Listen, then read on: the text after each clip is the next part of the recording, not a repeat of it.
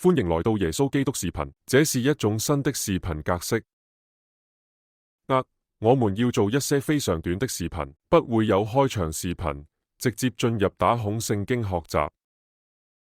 這個世界上發生了太多事情，我們有瘟疫，各種各樣的事情，還有戰爭的傳聞，戰爭的傳聞，各種各樣的。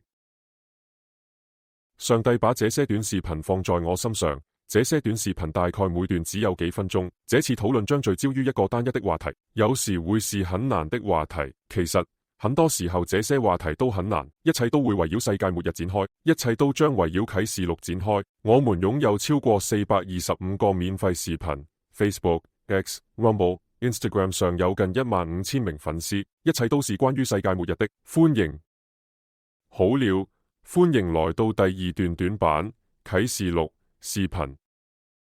這是關於啟示錄的章節。你可能知道，也可能不知道，啟示錄共有22章，這是聖經的最後一卷。我認為基督徒、牧師、神學院犯的最大錯誤之一，就是他們按順序閱讀這本書。他們是按順序讀的，這樣做會讓人很困惑。這真的很讓人困，幾乎不可能讀，因為你沒有按照書本的寫法去理解，結果就是斷章取義。我相信啟示錄是其中之一，其中之一。有很多書，但我認為啟示錄，特別是一本被誤引、斷章取義的書，主要是因為它斷章取義。大家不明白章節的順序，所以讓我躺下。坦白說，我研究和冥想啟示錄大概快7年了，正好是在疫情期間。這真是一段不可思議的旅程。我非常感激上帝。我只讀經文，我堅持聖經，聖經是我的良藥，所以我相信聖經中的每一個字。這就是我看待聖經的方式。我就是這樣讀聖經的，這就是我看待啟示錄的方式。我緊緊抓住每一個字，所以過去7年裏，我一直在緊緊抓住啟示錄中的每一個字。分會的組織方式，分會分為3類。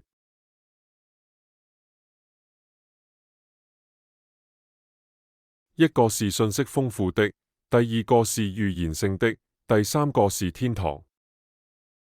信息豐富，預言性強，遠如天堂。有信息豐富的章節，有預言性的章節，還有天堂章節。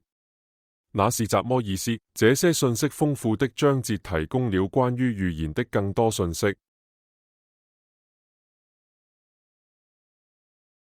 預言是什麼？這些是預言章節。預言是什麼？整個聖經中的主要預言是關於基督再來的。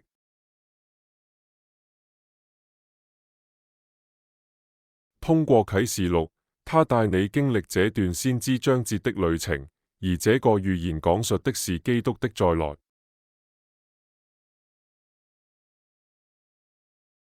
所以這些信息豐富的章節為你提供了更多關於預言的信息，但它們不一定是預言本身的線性推進。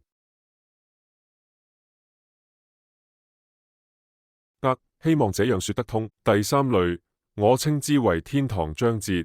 天堂即天堂。好了，這裏是章節，我們已經為你整理好了。我已經把它我給它做了顏色區分。白色是信息性章節，黃色是預言章節，藍色是天堂章節。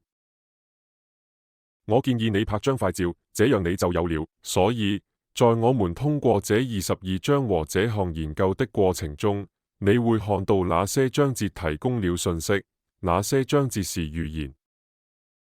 所以如果你看，我們先快速梳理一下。所以如果你看啟示錄1、2、3和4，他們很有信息量。有啟示錄1的介紹，第2和第3部分講的是教會。啟示錄第4章給了你關於上帝寶座廳的驚人細節。這4個章節至關重要，但他們信息量很大。預言始於啟示錄第5章，羔羊拿起卷軸。預言從那時開始。所以啟示錄第5章和第6章是預言性章節，故事從羔羊耶穌拿起卷軸開始，然後繼續進入封印。